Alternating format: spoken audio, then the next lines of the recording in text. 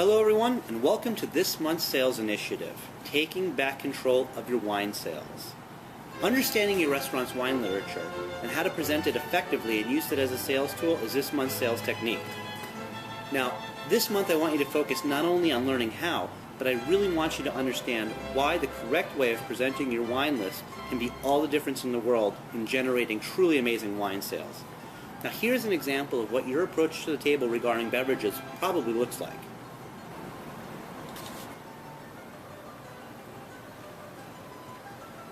Good evening, everyone, and welcome to XYZ Grill. My name is Jared, and I'll be your server this evening. While you're settling in, would anybody like to start off with something to drink?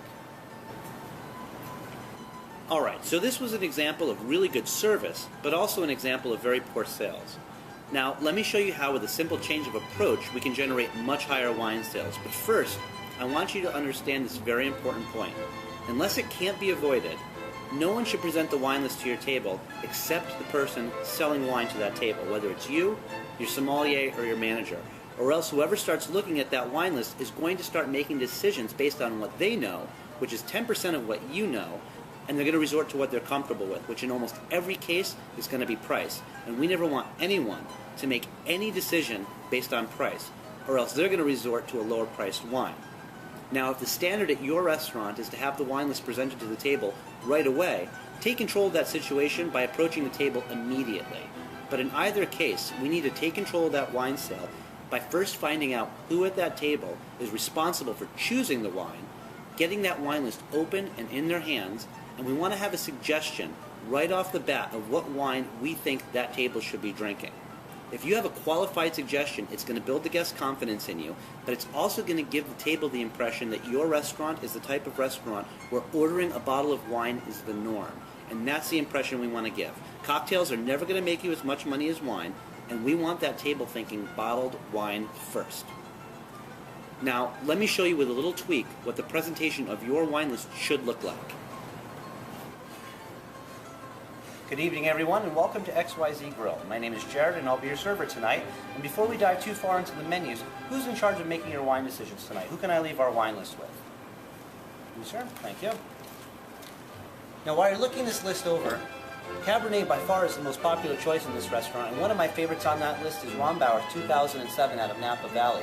I think for the price, the wine really over-delivers. It gives you some great dark black fruit to it. It has a very full mouthfeel and a very, very long finish. I think you'd be real happy with that. If you need any other suggestions, I'll come back and check on you in just a couple of minutes. As a general rule, whatever your average bottled wine sale in your restaurant is right now, I want you to start your qualified suggestion 20 to 30% higher than that. If your average bottled wine sale is $50, start your suggestion somewhere in that $60 to $70 range. If you feel like your guest has deeper pockets, don't be afraid to suggest something more expensive. All they can say is no. But a qualified suggestion is not just pointing out a wine that's more expensive. A qualified suggestion should be based on who's sitting at that table. For example, if you have 4 women sitting at your table, Pinot Noir would be a great place to start your suggestion. Why? Because Pinot Noir has an ability to be universally paired with everything that's on your menu right now, fish as well as meat. And you have to be thinking that 4 women are going to be choosing lighter fare, and Pinot Noir would be a wine that maybe they're more used to drinking. Now, if you have 4 men that come and sit down at your table, maybe you think they're going to order steaks, and Cabernet would be a great place to start your suggestions. Whatever wine you're going to suggest, you have to have confidence in, and you have to be familiar with.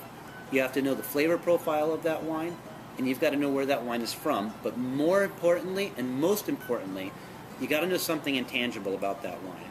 You got to either know why it's named what it is, you have to know something about the winemaker, or maybe if there's a story behind the creation of that wine. The more you know about that wine, the better your presentation of that wine to the table is going to be, and the easier it is going to be for your guest to take you up on your suggestion, because if you have confidence in that product, so will they.